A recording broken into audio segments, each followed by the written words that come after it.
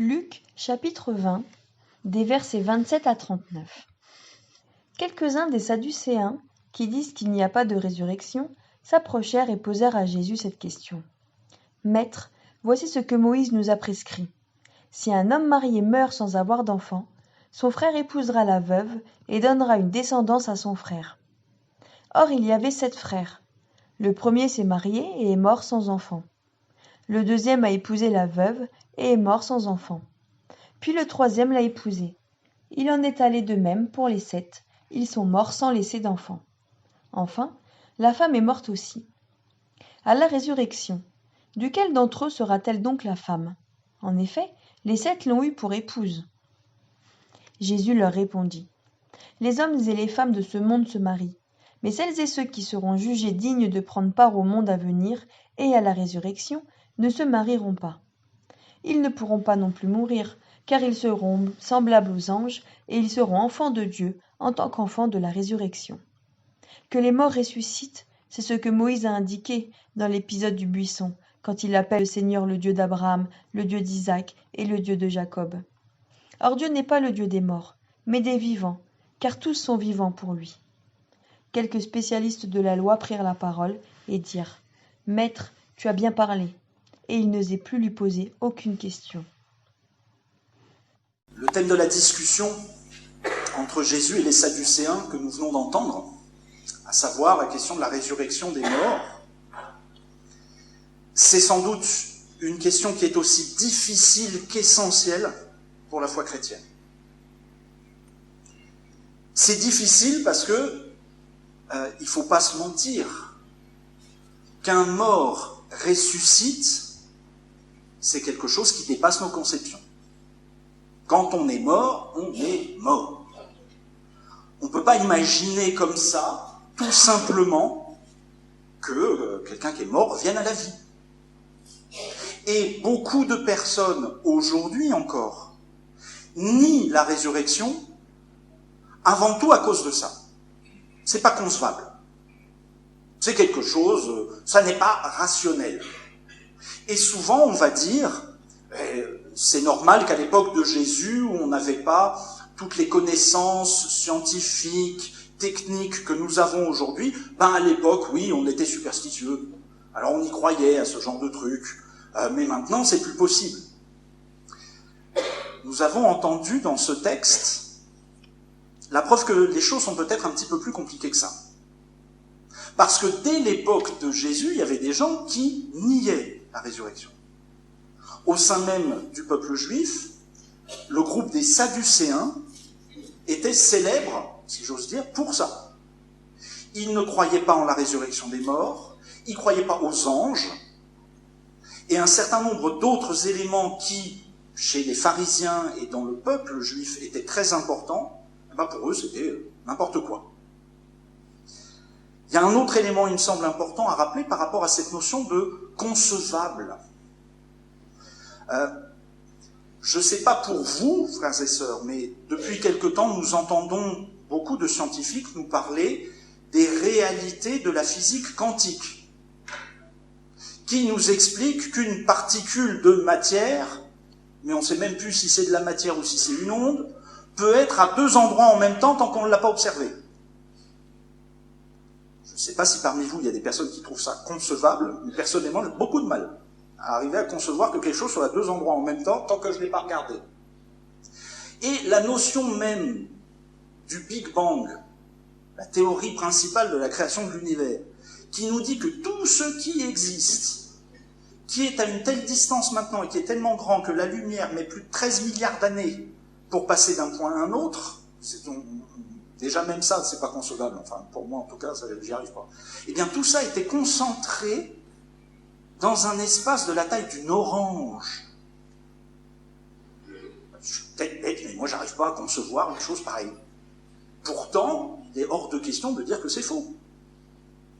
Le problème de la concevabilité de la résurrection est donc peut-être à minorer un petit peu. Il faut y faire attention. D'autant plus que ce point-là, cette question de la résurrection des morts, et notamment de la résurrection de Jésus-Christ, elle est quand même un petit peu essentielle pour la foi chrétienne. L'apôtre Paul, dans sa première lettre aux Corinthiens, au chapitre 15, le célèbre chapitre sur la résurrection, le dit, je crois, avec pas mal de clarté. S'il n'y a pas de résurrection des morts, Christ non plus n'est pas ressuscité. Et si Christ n'est pas ressuscité, alors notre prédication est vide. Votre foi aussi.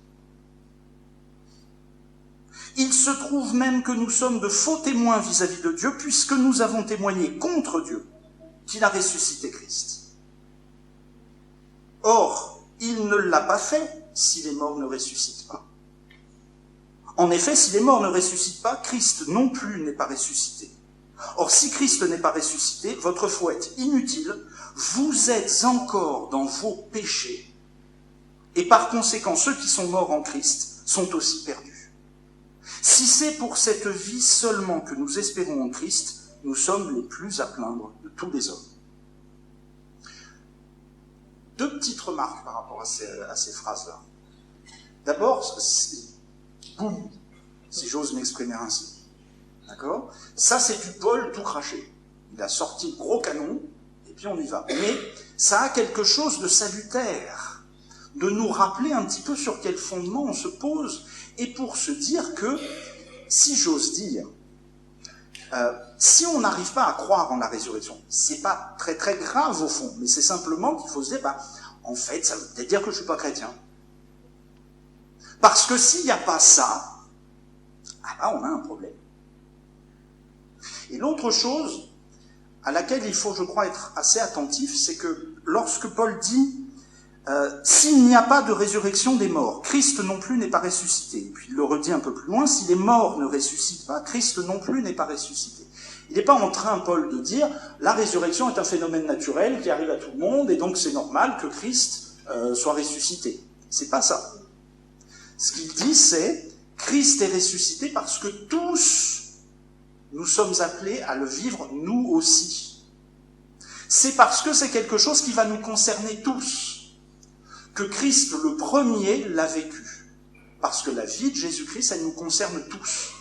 Et sa mort et sa résurrection, pareil. Donc ne négligeons pas ce point-là, il a quelque chose d'assez important. D'autant plus que, comme Paul le dit à la fin, si c'est pour cette vie seulement que nous espérons en Christ, nous sommes les plus à plaindre de tous les hommes. Et lui savait bien de quoi il parlait, parce qu'il a mis son espérance en Christ, et on connaît la vie de Paul. Et on sait que toutes les difficultés qu'il a pu avoir, si c'est juste pour cette vie seulement, franchement, il était perdant, c'est clair. Il faut donc, je crois, reprendre un petit peu ce débat de Jésus avec les Sadducéens pour bien comprendre, en tout cas essayer de comprendre, le début des enjeux de cette question sur la résurrection des morts. Parce que, je vais avoir l'occasion de vous le redire plusieurs fois, je ne suis pas capable de faire devant vous le tour de la question. Je vous mentirais si je vous disais je sais tout sur la résurrection des morts, revenez la semaine prochaine, on recommencera, et puis vous finirez par y arriver. Non, ça demeure un mystère. Il ne faut pas se mentir. Mais c'est pas parce que c'est un mystère qu'on ne peut pas chercher à avancer dans la connaissance de ce mystère sur la base de ce que Jésus lui-même nous en dit. On a quand même là le meilleur témoin qui puisse nous être donné par rapport à cette question. Je crois qu'il est donc très important de se rappeler le contexte dans lequel cette discussion entre les Sadducéens et Jésus est venue s'installer. Je me méfie toujours des citations bibliques que l'on sort de leur contexte, parce qu'on peut assez vite perdre ce qui était le fil de la pensée du rédacteur et entendre quelque chose que, quelque part, celui qui a écrit ne voulait pas dire au départ. Mais comme on l'a sorti du flot de la chose, évidemment, on peut le manipuler un petit peu. Donc ici, reprenons vraiment le cadre dans lequel les Sadducéens sont venus interroger Jésus. Nous ne sommes pas devant une discussion paisible entre des gens avec une certaine formation intellectuelle qui vont discuter de questions un petit peu abstraites. Alors toi, qu'est-ce que tu en penses de la résurrection des morts? Oui, c'est possible. On n'est pas du tout à ce niveau-là. Rappelons-nous les choses. On est dans le chapitre 20 de l'évangile de Luc, qui nous raconte les 2 ou 3 derniers jours de la vie de Jésus. Jésus est à Jérusalem. Dans 2 ou 3 jours, il sera crucifié.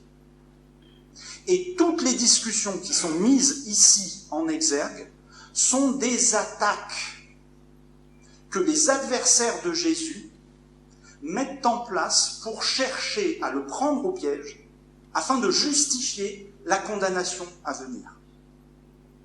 On n'est donc pas du tout dans un petit débat théorique, mais vraiment dans un contexte polémique extrêmement lourd. Et cela me permet d'être attentif à ce que nous allons reprendre ici. Il est difficile, je crois, pour des questions comme celle-là, de considérer que la Bible soit un simple livre de théologie où on nous explique les choses tranquillement. Alors la résurrection des morts, grand 1, on meurt, deuxièmement, on ressuscite. C'est un peu plus compliqué que ça, parce que le texte biblique est d'abord le récit de vie d'hommes et de femmes qui ont été touchés par Dieu et qui n'ont pas forcément pris le temps de prendre du recul par rapport à tout ce qu'ils ont vécu pour dire je vais vous faire un exposé ordonné des choses, mais ils ont jeté tout ça sur le papier parce que c'est le compte-rendu de quelque chose de tellement incroyable pour eux, il fallait le partager, mais c'est pas forcément bien ordonné. En l'occurrence, on ne peut pas attendre des évangiles qu'il s'agisse d'un exposé de la résurrection, de comment ça se passe, etc. Et c'est valable, je pense, pour beaucoup d'autres questions liées à notre foi. N'attendons pas de la Bible qu'elle soit juste un cours comme ça, très facile, où on peut sortir toutes les choses. Mais c'est à travers la prière et à travers une lecture la plus attentive possible qu'on peut essayer d'aller comprendre ce qui se dit là. N'oublions donc pas ce contexte difficile et prenons conscience de la maîtrise que notre Seigneur a eue de la situation malgré tout, pour pouvoir arriver à la fin à cette réplique que Luc nous dit, plus personne n'osait lui poser de questions. Ça dit bien le climat dans lequel on était. Ils n'osent plus parce que y en a eu tellement qui se sont fait damer le pion sur est-ce qu'on a le droit de payer les impôts à César, de quelle autorité te permets-tu de faire ce que tu as fait dans le temple en chassant les marchands à l'intérieur, pour qui tu te prends? Et puis qui es-tu fondamentalement? Et puis là, cette question-là. Tout cela, il faut bien le remettre dans ce contexte et dans ce cadre. La façon donc dont les Sadducéens attaquent, c'est à la fois fin et cruel. Cette espèce de cas d'école qui sortent là, ça a bien sûr quelque chose de caricatural, mais il est important de remarquer 2 choses à son sujet. On a donc là l'histoire d'un type qui va épouser une femme après ses 6 autres frères. On se dit, ils s'exagèrent un petit peu, les Sadducéens quand même. On sait bien, oui, 7 frères, 7, c'est un chiffre qui veut dire la plénitude. Alors, ils sont tous morts, et épouser cette femme, ça va peut-être vouloir dire avoir des problèmes, il aurait peut-être dû faire une assurance vie avant, enfin bref. Seulement, c'est intéressant de se rappeler qu'en fait, c'est un épisode biblique. Nous n'avons plus les moyens, nous, protestants, de nous en rappeler parce qu'il s'agit d'un de ces textes que l'on appelle apocryphes ou deutérocanoniques. mais qui, à l'époque de Jésus, avait beaucoup de succès et d'audition. Il s'agit du livre de Tobie. Dans le livre de Tobie, il y a l'histoire d'un homme qui doit, pour sauver la réputation de son père, partir dans un long périple pour aller récupérer de l'argent que le père avait mis en dépôt quelque part et qu'il n'arrive plus à récupérer. Et comme il a eu des tas de malheurs, cet homme, le père est aveugle, il n'arrive plus à travailler, il n'a plus de sous, il faut absolument aller trouver cet argent. Et donc le fils va chercher cet argent, et en allant chercher cet argent, il tombe sur une femme qui s'appelle Sarah, qui est veuve pour la 7e fois. Heureusement, cette fois-là, parce que le fils est animé d'intentions pures, il va se marier avec Sarah, il ne va pas mourir, et finalement, la conclusion du livre de Tobie, c'est, cet homme, il a pu ramener l'argent à son père, il a pu enterrer dignement son père, il a pu enterrer dignement sa mère, il a pu enterrer dignement son beau-père, il a pu enterrer dignement sa belle-mère. Manière de dire, et les Sadducéens se saisissent de ça évidemment, l'important, finalement, dans la vie pieuse d'un juif, c'est de faire une vie digne, respectueuse des commandements, et puis d'avoir une mort aussi digne. Mais après, c'est fini.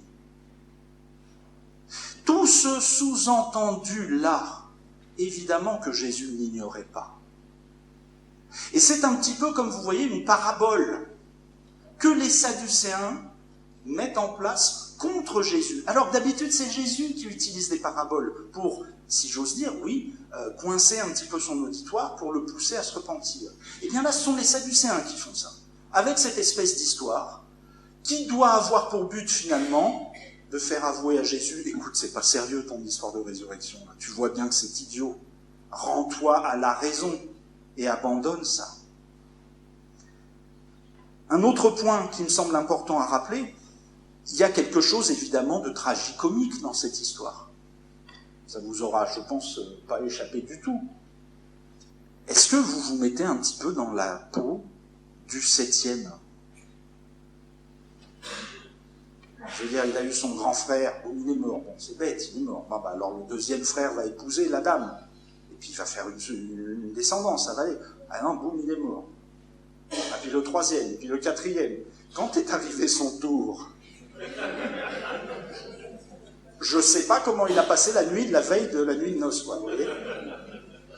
Il y a quelque chose qui est comme ça, là-dedans.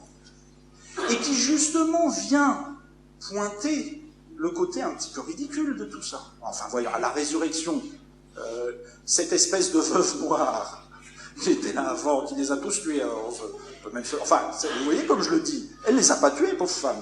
Mais on peut finir par se poser la question, quoi, quand même. Il y avait un truc là qui n'allait pas. Alors, elle sera la femme de qui ? Et là, dans cette question-là, nous voyons arriver le sous-entendu qui, en fait, anime les Sadducéens. Et qui anime beaucoup de gens qui contestent la foi dans la résurrection. Pour de bonnes raisons, quand on y pense comme ça, bien sûr. Pour eux, il s'agit de penser que la résurrection, c'est un retour à la vie ancienne. On est mort, mais en fait, non, on n'est pas vraiment mort. On va revenir après, ça sera comme avant. Et donc, on nous dit, mais vous voyez bien, ça, c'est une manière de se rassurer. Vous avez peur de la mort. Vous avez peur de ce néant qu'il y aurait devant vous. Alors, vous vous imaginez que ressusciter, ça va être recommencer la vie d'avant. Comme ça vous rassure. Et le sous-entendu, c'est celui-là. La loi de Moïse, qui est valable pour cette vie, elle doit encore être valable après, alors. Ils ne pourront pas non plus mourir, car ils seront semblables aux anges. Et ils seront enfants de Dieu, en tant qu'enfants de la résurrection. Cette première partie de la réponse de Jésus appelle pour moi 2 éléments très importants. L'humilité et la vérité. D'abord, humilité. Me concernant, je n'ai pas le droit de venir devant vous, frères et sœurs, en vous disant que je comprends ce que ça veut dire. Je ne sais pas.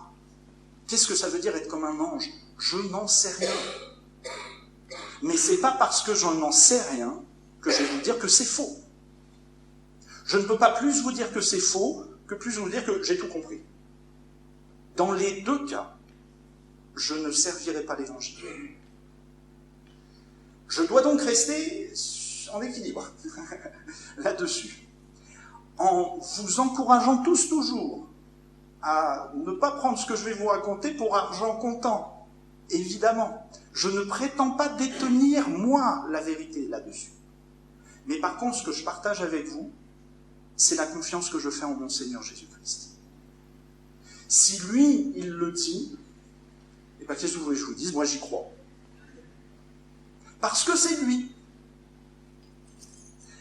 C'est un argument qui peut sembler être simplement d'autorité, mais on va y revenir. Cette autorité que le Christ a, il l'a révélée et développée d'une façon qui dépasse tellement nos compréhensions à nous de ce que c'est que l'autorité, que je ne peux que me rendre à la reconnaissance de cette vérité-là. Et c'est pour ça que je peux parler de vérité. Vérité de la pauvreté de l'expérience, de tout ça me concernant, mais aussi vérité de ce qu'on peut comprendre quand même déjà un petit peu là, dans ce que Jésus dit. En aucun cas, il ne s'agit de considérer la résurrection comme un retour à la vie passée. Ça, c'est une donnée, je crois, qu'on peut retirer très clairement de ce que dit Jésus. Il m'a fallu un petit moment pour digérer le truc, qui est que, les amis, à la résurrection, il n'y aura plus de mariage. Moi, ça fait 26 ans que je suis l'époux d'Edwige. Pendant tout un temps, dans ma petite tête, je m'étais dit, c'est pour l'éternité. Eh ben non.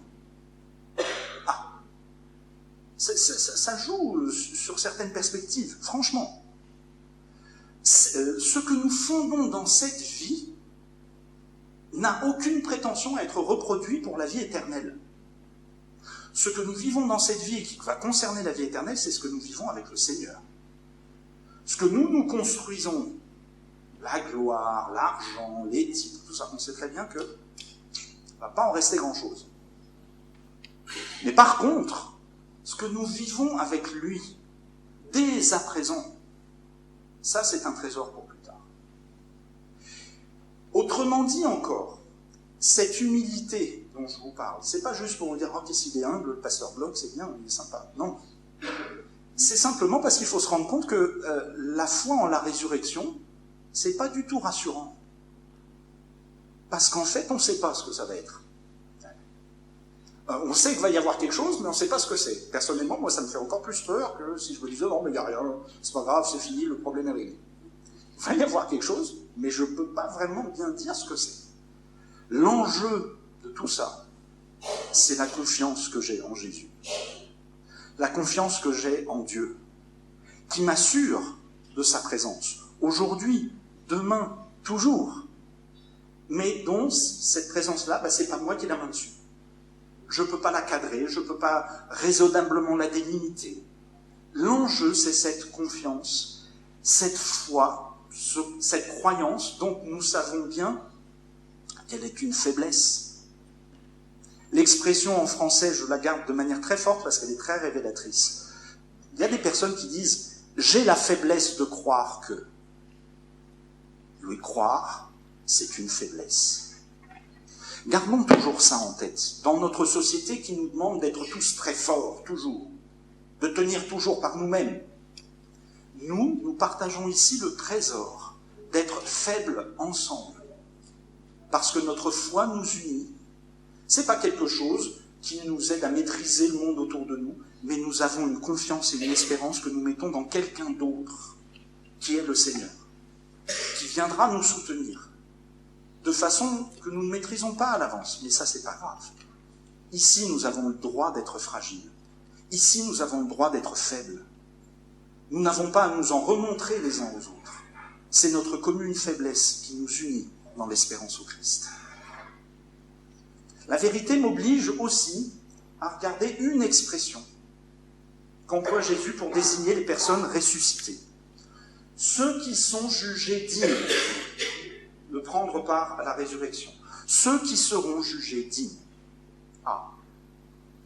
Ça signifie que la résurrection est l'expression d'un jugement. Ça, c'est pas rigolo, ça. Ah, on n'aime pas ça. la perspective d'être jugé n'est pas forcément le truc qui me réjouit le plus dans la vie. Seulement, j'y peux rien, moi c'est ce que Jésus dit. Reste que le verbe qui est employé ici en grec est au passif. Ils seront jugés. C'est pas ils seront dignes, ils seront jugés dignes. Donc il y a un autre qui va les juger. Nous savons bien qui c'est. C'est Dieu. À chaque fois qu'on a des tournures passives, un petit peu comme ça dans le texte biblique, on sait que celui qui est derrière la tournure passive, en général, c'est Dieu, le Père. Ce jugement sera rendu par quelqu'un qui n'est pas nommé ici directement. Mais l'évidence se pose pour tout le monde. Dieu désignera ceux qui seront dignes pour la résurrection. Je n'y peux rien.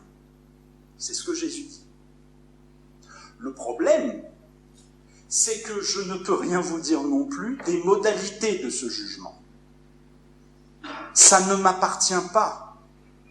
Le pas serait tellement vite fait pour que ce soit moi, finalement, qui dise « toi oui, toi non, toi oui, toi non ». Et là, on n'est plus au service de l'Évangile. Ça ne m'appartient pas. La seule chose que je peux en dire est que, par rapport à ce terme de « digne », il y a quelque chose qui m'alerte. C'est dans le livre de l'Apocalypse. Au chapitre 5, nous lisons ceci. « Je vis aussi un ange puissant qui proclamait d'une voix forte « Qui est digne ?»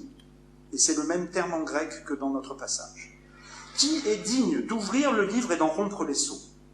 Mais personne, ni dans le ciel, ni sur la terre, ni sous la terre, ne pouvait ouvrir le livre, ni le regarder.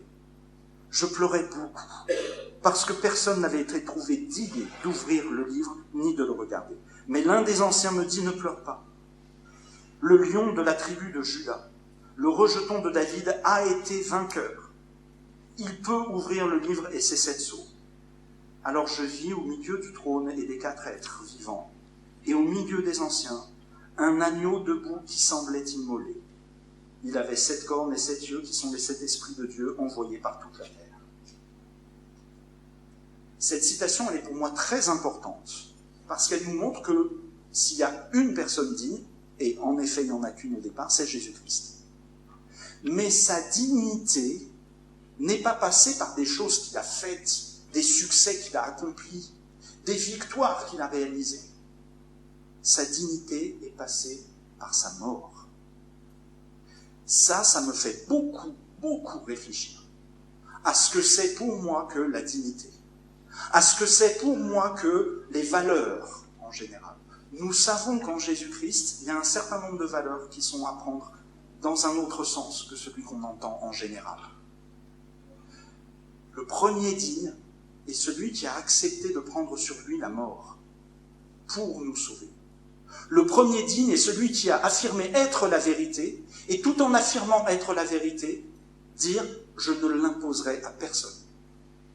Mais ceux qui sont contre moi, c'est eux qui vont me frapper, c'est eux qui vont me faire du mal, et je vais le prendre sur moi. Ceux qui ont été jugés dignes de prendre part à la résurrection, ben voilà le programme. Je ne suis pas en train de dire qu'il faut tous qu'on meure, mais je suis en train de dire que nous avons un dépôt de vérité. Il nous est interdit d'en faire un prétexte pour exclure les autres, pour opprimer les autres. Il nous faut au contraire être prêts à se faire taper dessus, si on doit en rendre compte. C'est pas rigolo, c'est la vérité. Je voudrais terminer en m'appuyant sur la dernière partie de la réponse de Jésus aux pharisiens. Que les morts ressuscitent, c'est ce que Moïse a indiqué dans l'épisode du buisson, quand il appelle le Seigneur le Dieu d'Abraham, le Dieu d'Isaac et le Dieu de Jacob. Or, Dieu n'est pas le Dieu des morts, mais des vivants, car tous sont vivants pour lui. 3 petites remarques rapides là-dessus. Vous savez que les rabbins ont discuté beaucoup cette expression qu'on trouve dans le livre de l'Exode, « Je suis le Seigneur, le Dieu d'Abraham, le Dieu d'Isaac et le Dieu de Jacob ». D'une manière très concrète, les rabbins se disent « Mais pourquoi Dieu a-t-il répété à chaque fois « Je suis le Dieu d'Abraham, le Dieu d'Isaac, le Dieu de Jacob ». Il aurait pu dire « Je suis le Dieu d'Abraham, d'Isaac et de Jacob », on aurait économisé de l'encre. et les rabbins de nous dire cette phrase qui me semble fondamentale. Dieu a été le Dieu d'Abraham, pas de la même manière qu'il a été le Dieu d'Isaac, et pas de la même manière qu'il a été le Dieu de Jacob. À chaque fois, pour chacun d'entre eux, pour chacun de nous, frères et sœurs, Dieu entend établir une relation personnelle, individuelle, qui ne peut pas être exactement la même pour chacun de nous. Et je me permets cette action de grâce quand je vous regarde, frères et sœurs, et que je vois la diversité qu'il y a là. Je me dis, voilà l'évangile. Voilà la vérité de cette relation que Dieu entretient avec chacun de nous. Il y a ici des vieux, des jeunes, des noirs, des blancs, d'origine de partout. Nous ne sommes pas uniformes. Nous n'avons pas tous à adopter le même comportement, les mêmes tenues vestimentaires. Mais nous avons tous à témoigner de l'espérance qu'il y a quelqu'un qui veut entrer en relation avec chacun de nous d'une manière aussi intime que personne d'autre ne peut le faire. Et c'est dans le cœur de cette relation que se construit notre espérance dans la vie éternelle. Jour après jour, découvrir que le Dieu d'Abraham, le Dieu d'Isaac, le Dieu de Jacob, c'est aussi le Dieu d'Edwige, le Dieu de Véronique, le Dieu d'Alain, et ainsi de suite. Pardonnez-moi, j'ai pas encore tous les prénoms ici. Vous mettez dans la liste. Pour chacun de nous, la relation à Dieu commence aujourd'hui pour construire ce qui sera finalement le trésor que Dieu va garder pour la vie éternelle. Souvent le problème, c'est qu'on se dit, la résurrection, c'est à moi de faire les choses pour que je puisse être jugé digne. Il faut que j'accumule des bonnes œuvres, il faut que je sois gentil, il faut que j'arrive à sourire 1h30 pendant le culte en montrant combien je suis content d'y être, et puis dès que je suis sorti, je peux me relaxer les zygomatiques. On sait bien que c'est pas ça, frères et sœurs. Le cœur de notre relation, c'est lui, le Seigneur, qui le tient. Et lui, il garde tout ça en mémoire pour le jour qu'il a préparé pour nous. Pour une relation qui est d'abord et avant tout une relation d'amour.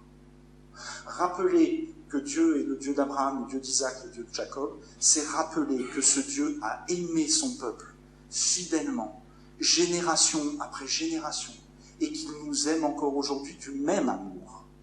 Et que c'est ça dont nous avons à vivre aujourd'hui, en le recevant pour nous-mêmes. Tous sont vivants pour lui. Je terminerai là-dessus. Il faudrait inviter toutes les personnes à souligner le pour lui.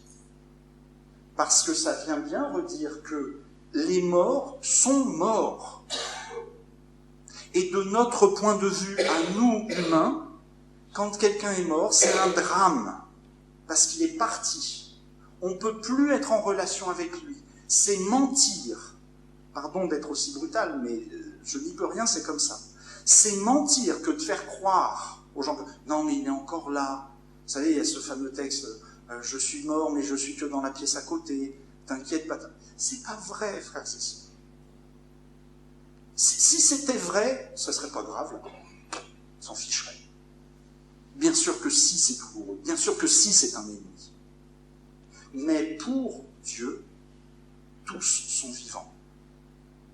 Parce qu'il y a une chose qui, au départ, ne concerne pas Dieu, c'est l'amour. Mais nous avons, nous, frères et sœurs, cette espérance absolument incroyable en un Dieu qui a décidé d'être concerné par la mort. En Jésus-Christ, il est venu jusqu'à nous subir ça pour nous montrer le sens de notre existence ici. Il est avec nous, aujourd'hui, demain, toujours. Gardons donc au cœur l'espérance de la vie en Dieu. L'espérance, la confiance, pas la certitude et la maîtrise. Mais dans cette espérance, dans cette confiance, Dieu viendra mettre sa force, Dieu viendra mettre sa maîtrise pour se servir de chacun de nous comme témoin de la vie qu'il veut pour les êtres humains tout autour de nous, la vie qu'il veut pour nous encore aujourd'hui. nous aurons ainsi fait les premiers pas de notre dignité devant Dieu et l'ouverture au mystère de la vie éternelle. Ainsi soit-il. Amen.